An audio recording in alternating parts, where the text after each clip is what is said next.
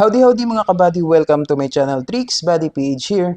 So for today's video guys, may ituturo ko sa inyong tricks para makapag-free internet kayo kahit wala kayong load.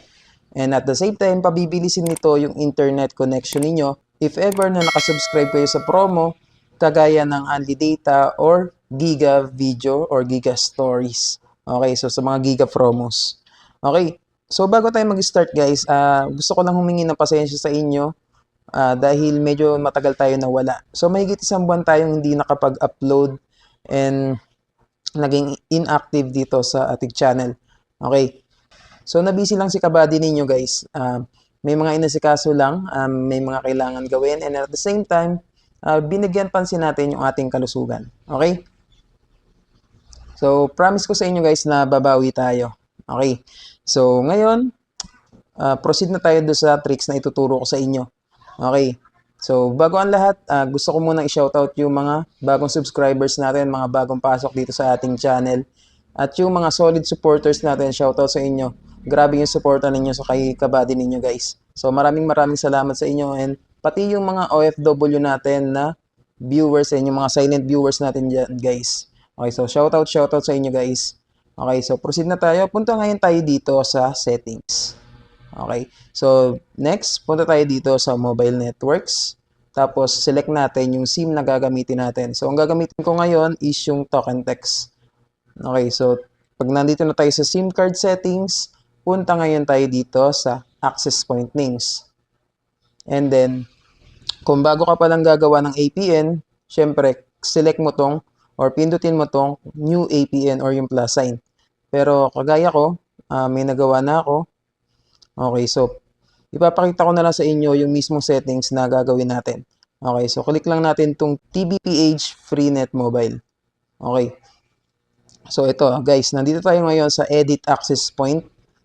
So first thing to do is pumunta tayo dito sa name. So ang pangalan ng APN na gagawin natin is, pwede naman to guys, any name Okay. So kahit anong name na maisip niyo is po pwede. Pero ngayon ang gagamitin ko dito is TBPH FreeNet Mobile. Okay, so pwede nyo gayahin to or pwede kayong gumawa ng sarili nyong name. Okay, so once na may lagay na natin yan, click lang natin tong okay. Next, punta na ngayon tayo dito sa APN.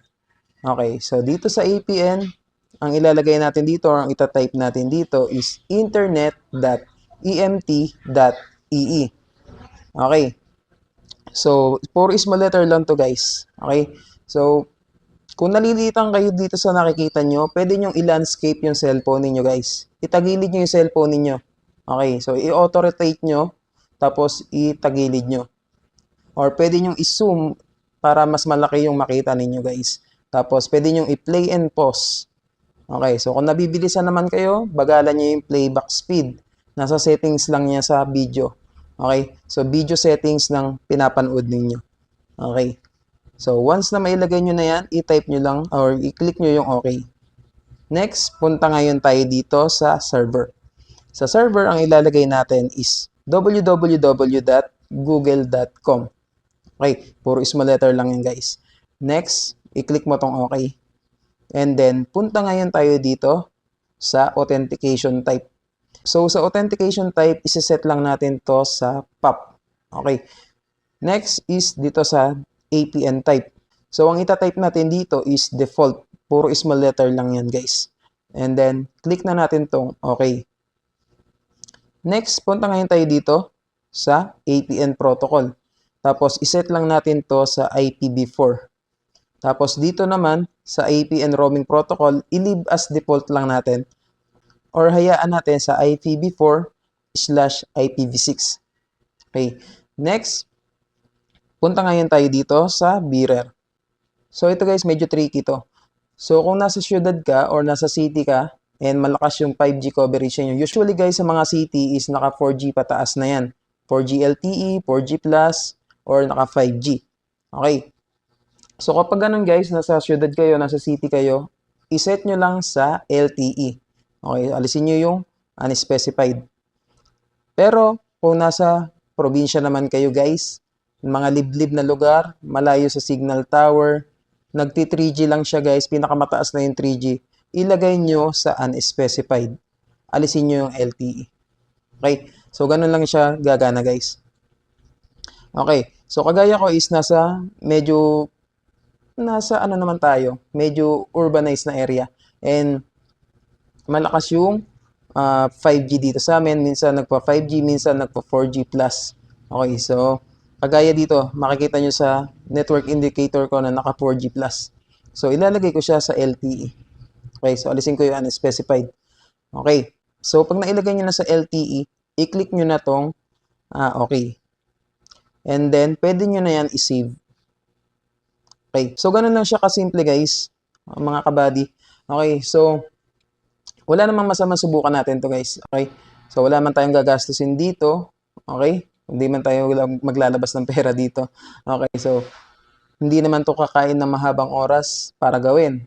Napakasimple lang nitong gawin guys. Nasa setting lang mismo ng cellphone niyo. So kung gumana naman sa inyo to guys, comment nyo sa baba, sa comment section. And then, pwede nyo i-like yung video para naman ganahan tayong gumawa ng mas marami pang content. Okay, so i-share nyo sa mga kakilala ninyo kung gumana sa inyo. Okay, so kung hindi man gumana sa inyo, i-dislike nyo, pwede rin. Or mag-comment kayo na hindi gumana sa inyo. Okay? So kung gusto nyo ma-shoutout sa susunod na video, idugtong nyo lang sa comment na ilalagay nyo dyan yung hashtag TricksBuddyPH pa-shoutout. Okay, para mabati ko kayo or ma-shoutout ko kayo sa susunod na video. Okay.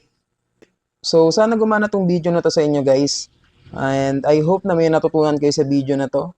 Once again, ito po si TricksBuddy PH. Tandaan, daig ng taong matanong, ang taong nagmamarunong. God bless po sa lahat. Yun lang. Salamat.